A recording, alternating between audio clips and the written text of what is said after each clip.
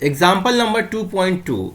Two charges 3 into 10 to the power minus 8 coulomb, ठीक है, and minus 2 into 10 to the power minus 8 coulomb are located 15 centimeter apart. At what point on the line joining two charges is the electric potential 0? Take the potential at infinity to be 0. ये figure दिया गया है, यहाँ पर charges 3 into 10 to the power minus 8 coulomb रखा गया है और पॉइंट ए पे -2 इंटू 10 टू पावर -8 कूलम रखा गया है। 15 सेंटीमीटर इनके बीच का गैप है, कहाँ पर होना चाहिए? सो आप इसके कारण सपोज करो कि यहाँ से आप मान लो कि x डिस्टेंस पे है, ठीक है, तो बट नेचुरल इससे कितना डिस्टेंस पे होगा? 15 माइनस x डिस्टेंस पे होगा। अब पोटेंशियल दोनों के कारण निकाल दो और इक्वल होना है तो आपको बोला है कि 0, तो देखो निकाल दो, सम निकाल दो इस पॉइंट P पर और Vp हो गया 0 के इक्वल। So 1/4 pi epsilon not 3 into 10 to the power -8 coulomb divided by x। ये potential due to this positive charge, और निगेटिव चार्ज के कारण जो पोटेंशियल होगा वो होगा 1/4 पाई एप्सिलॉन नॉट। यहाँ पर प्लस लिखो, नहीं तो आप कहोगे कि माइनस पहले मैं क्यों लिखा। -2 into 10 to power -8 coulomb divided by 15 minus X is equal to 0। So ये माइनस यहाँ आ जाएगा और इधर तरफ लाओगे तो प्लस आ जाएगा। सो हो गया 1/4 pi epsilon not 3 into 10 to power -8 coulomb by X is equal to 1/4 pi epsilon not 2 into 10 to power -8 by 15 minus X. इसको आप सॉल्व कर दोगे तो आपको आ जाएगा answer 3 into 15 minus X is equal to 2x, और ये हो गया 5x is equal to 45 and x is equal to 9। So ये होना चाहिए 9 और ये होना चाहिए 6। इसका मतलब आप इसको ऐसे भी समझो कि ये उस रेशियो में डिवाइड करेगा, जैसे ये 3 कूलम है ना, तो डिस्टेंस ज़्यादा हो गया तो पोटेंशियल कम हो जाएगा।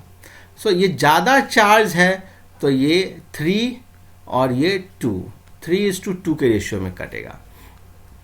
अब से आगे से आपको यहाँ पर एक पॉजिटिव चार्ज Q1 देगा, पॉजिटिव चार्ज और एक नेगेटिव चार्ज Q2 देगा, और ये डिस्टेंस यदि y देगा, आपसे पूछेगा कि किस पॉइंट पर पोटेंशियल का वैल्यू 0 होना चाहिए।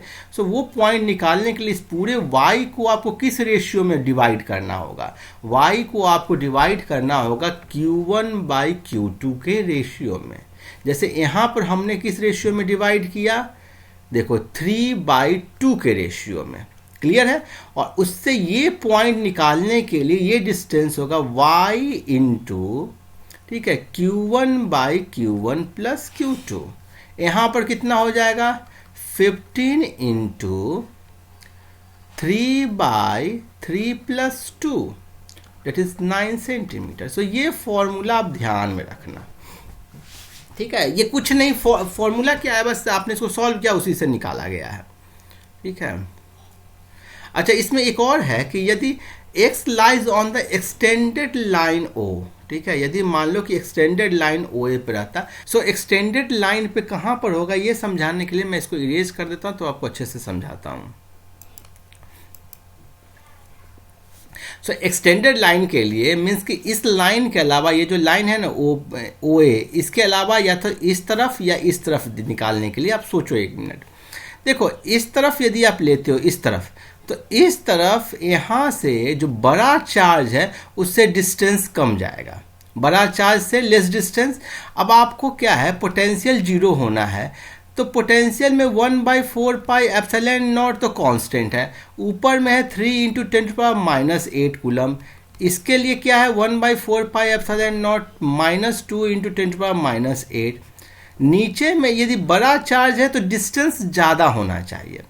सो डिस्टेंस एक तो हो गया कि इतना दूर हो गया, और दूसरा एक यहाँ पर यदि लोगे ना तब भी डिस्टेंस ज़्यादा का क्राइटेरिया सेटिस्फाई कर जाएगा।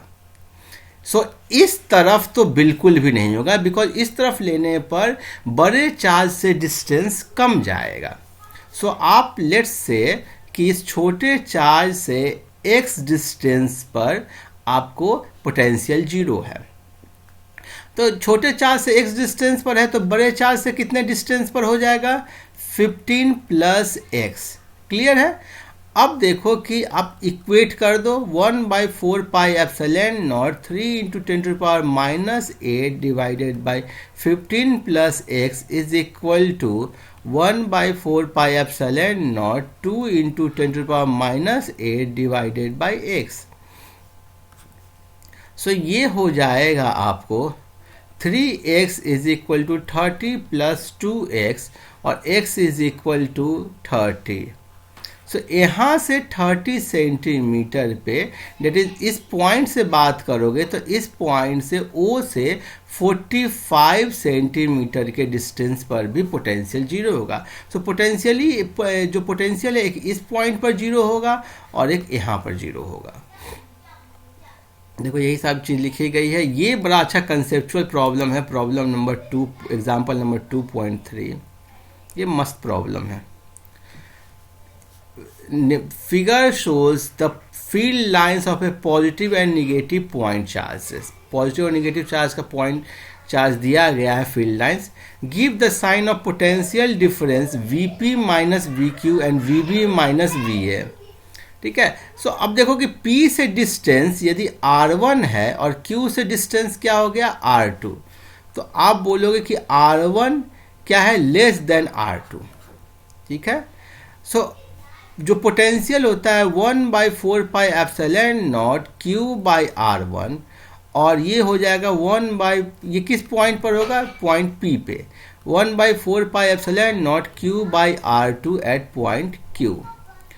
अब ये नीचे में डिनोमिनेटर में छोटा क्वांटिटी होगा तो ये टर्म क्या हो जाएगा, बड़ा हो जाएगा। डिनोमिनेटर में बड़ा क्वांटिटी होगा तो टर्म छोटा होगा। सो आप बोलोगे कि Vp ग्रेटर देन VQ। तो पहला तो बोलोगे कि sine of Vp minus VQ, so Vp minus VQ is positive. So ये तो आ गया पॉजिटिव। अगला है Vb माइनस VA।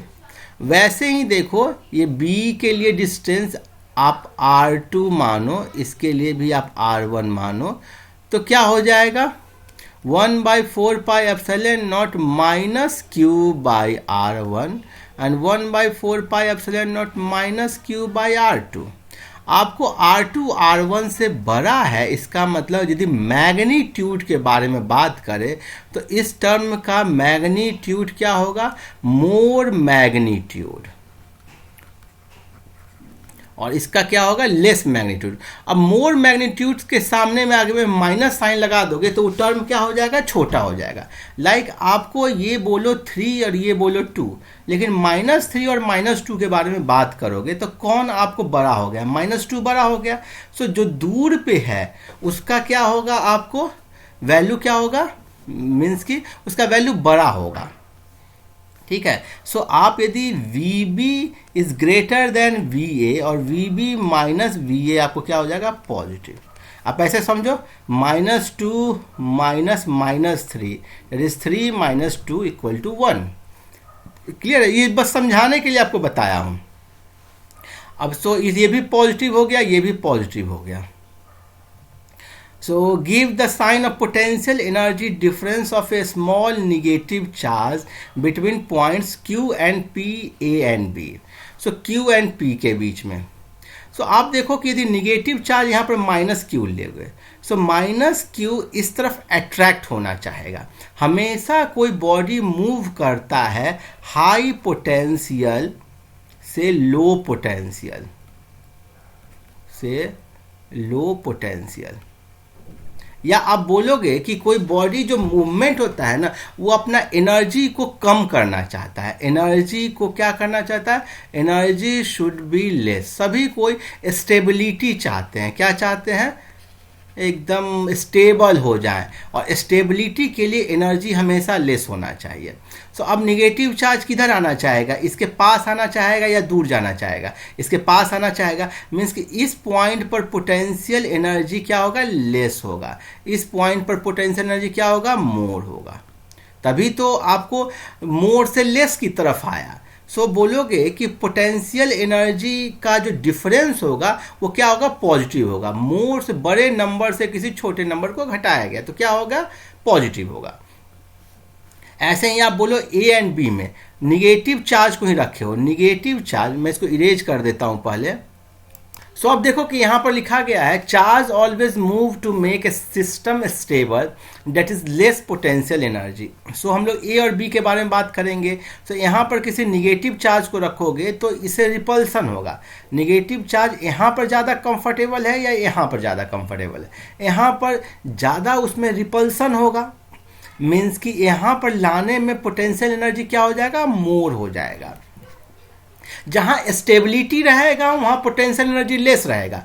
यदि निगेटिव चार्ज के बारे में बात करोगे तो निगेटिव चार्ज ए पर लेस स्टेबल है, बी पर ज़्यादा स्टेबल है, इसलिए ए पर पोटेंशियल एनर्जी ज़्यादा है, बी पर पोटेंशियल एनर्जी कम है। ठीक है। सो पोटेंशियल एनर्जी यदि आप बात करोगे निगेटिव चार्ज को जो ए से बी में आएगा तो मोर से लेस में आ रहा है, सो ये भी पॉजिटिव होगा। सो यहाँ पर ये भी मिला पॉजिटिव, यहाँ पर ये भी मिला पॉजिटिव। सो तीसरा है give the sign of work done by field in moving a small positive charge from Q to P. देखो इसको समझाने से पहले मैं हम लोगों ने जो अब तक जो सीखा उसको मैं दिखा देता हूँ कि for positive charge positive charge के लिए क्या है, दूर में क्या होता है, ठीक है, आपको मोर पोटेंशियल इज नियर, क्योंकि डिस्टेंस कम होता है। और उसी तरह से होता है फॉर निगेटिव चार्ज के लिए, ठीक है, more potential is far away.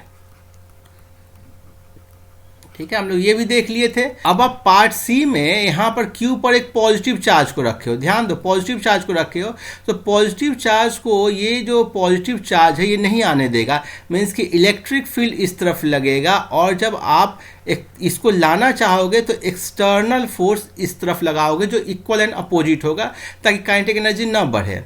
ठीक है, जस्ट आप पोटेंशियल एनर्जी को ही बढ़ाना चाह रहे हो, डिस्प्लेसमेंट भी आपको इसी डायरेक्शन में है। सो एनर्जी फील्ड के लिए आपको पूछ रहा है किसके लिए, by the field. So field के लिए एंगल थीटा कितना होगा, फील्ड इस तरफ है, डिस्प्लेसमेंट इस तरफ है, तो थीटा हो गया 180 डिग्री। और वर्क डन कितना हो जाएगा, आपको निगेटिव हो जाएगा। क्यों निगेटिव हो जाएगा, बिकॉज वर्क डन होता है force dot displacement into cos 180 degree, it is -1, तो निगेटिव हो जाएगा। जबकि एक्सटर्नल फोर्स के लिए जो वो ला रहा है उसके लिए क्या हो जाएगा, आपको पॉजिटिव हो जाएगा। सो एक्सटर्नल फोर्स के लिए आपको यहाँ पर इसका आंसर हो जाएगा निगेटिव, लेकिन साथ में आप ये भी चीज जान जाओ कि for external force the work done should be positive. Clear है। अब एक कंसेप्ट और देखते हैं कि सपोज करो कि यही यहाँ पर Q है था, P था, यहाँ पर मैं निगेटिव चार्ज रखूँ तो क्या होगा। सो निगेटिव चार्ज में आपको फील्ड इसी तरफ लगेगा, ठीक है, पॉजिटिव से निगेटिव की तरफ अट्रैक्शन होगा। सो उस केस में जो वर्क डन होगा वो क्या होगा, आपको पॉजिटिव होगा, डिस्प्लेसमेंट भी इधर हो रहा है और ये फोर्स भी, इलेक्ट्रिक फील्ड भी एक ही तरफ लग रहा है। तो यहाँ पर यदि पॉजिटिव चार्ज की जगह आप निगेटिव चार्ज दे देते तो आंसर क्या हो जाता, आपको आंसर हो जाता निगेटिव की जगह पॉजिटिव। क्लियर है। सो ये सब बहुत छोटे छोटे कंसेप्ट हैं, कोई बहुत ट्रिकी कंसेप्ट नहीं है, ठीक है, लेकिन ना ये थोड़ा सा आपको जानना चाहिए। फिर give the sign of work done by external agency in moving a small negative charge from B to A. So negative charge रखे हुए यहाँ पर और निगेटिव चार्ज आपको by the external agency, field के द्वारा नहीं, एक्सटर्नल एजेंसी। सो इस पर इलेक्ट्रोस्टैटिक फील्ड इधर लगेगा और एक्सटर्नल एजेंसी को फील्ड इधर लगाना पड़ेगा इसको लाने के लिए, ठीक है। अब ये देखो कि एक्सटर्नल, अब यदि एफ एक्सटर्नल बहुत ज़्यादा होगा ना एफ ई से, तो इसमें कुछ काइनेटिक एनर्जी भी आ जाएगा, और जस्ट एफ एक्सटर्नल यदि एफ ई के इक्वल होगा तो ये केवल पोटेंशियल एनर्जी में अंतर लाएगा। क्लियर है। सो बी से ए की तरफ आने में डिस्प्लेसमेंट भी इधर है एक्सटर्नल फोर्स का, और एक्सटर्नल फोर्स भी इसी तरफ है। सो थीटा हो गया 0 डिग्री और इस केस में वर्क डन क्या हो जाएगा, पॉजिटिव। सो इसका आंसर हो गया आपको पॉजिटिव। अच्छा, इसमें एक और कंसेप्ट, आप ऐसे सोचो कि आप फील्ड के अगेंस्ट यदि काम कर रहे हो तो क्या होता है। देखो, फील्ड इस तरफ है, फील्ड के अगेंस्ट जब भी आप काम करोगे ना तो पोटेंशियल एनर्जी बढ़ता है। आप हमेशा इसको भी ध्यान रखो। So if we do work against field, अब पोटेंशियल एनर्जी में कैसे अंतर आ रहा है वो भी जानना हो ना, तो ये इस कंसेप्ट का भी यूज कर सकते हो। Work against field then potential energy increases. Like यहाँ से यहाँ तक आने में आप फील्ड के अगेंस्ट वर्क किए तो पोटेंशियल एनर्जी क्या हो जाएगा, बढ़ जाएगा। ठीक है, ऐसे ही पॉजिटिव चार्ज में फील्ड के अगेंस्ट काम किया ये तो पोटेंशियल एनर्जी क्या हो जाएगा, बढ़ जाएगा। ठीक है, सो अब फिर पूछ रहा है कि does the kinetic energy of a small negative charge increases और decreases in going from B to A. तो एक निगेटिव चार्ज यहाँ पर रखा गया है और ये निगेटिव चार्ज का सपोज करो कि वेलोसिटी इधर तरफ v है, तो इस पर एक फोर्स इस तरफ लगेगा आपको, इलेक्ट्रोस्टैटिक फोर्स, चूंकि यहाँ भी निगेटिव है, ये निगेटिव चार्ज भी है, तो इस इलेक्ट्रोस्टैटिक फोर्स के कारण इसका वेलोसिटी घटेगा, फोर्स लगेगा, अपोजिट डायरेक्शन में एक्सेलरेशन लगेगा, इसलिए बी से ए तक आने में इसका वेलोसिटी क्या होगा, डिक्रीज होगा। क्यों? क्योंकि फोर्स इस पर अपोजिट डायरेक्शन में लग रहा है। सो वेलोसिटी डिक्रीज होगा तो काइनेटिक एनर्जी क्या होता है, 1/2 mv²। वेलोसिटी डिक्रीज हुआ सो काइनेटिक एनर्जी भी क्या होगा, डिक्रीज होगा। सो काइनेटिक एनर्जी क्या होगा, डिक्रीज। देखो सारी बातें यही लिखी गई होगी। कुछ भी डाउट होने से मुझसे आप कमेंट करके पूछिएगा, मैं आपको आपके डाउट को पर्सनली आपको मैं सॉल्व करूंगा, सही करूंगा। सारा चीज़ यही कहा गया है।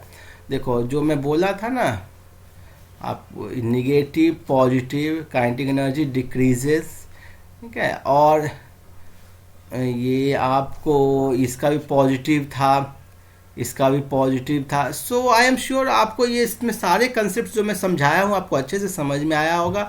कहीं से भी कोई भी डाउट होने पर आप मुझसे पूछिए। इस चैनल के साथ बने रहिए। इसको अब तक सब्सक्राइब नहीं किया तो इसे सब्सक्राइब करें, शेयर करें, लाइक करें। Keep watching, happy learning, thank you.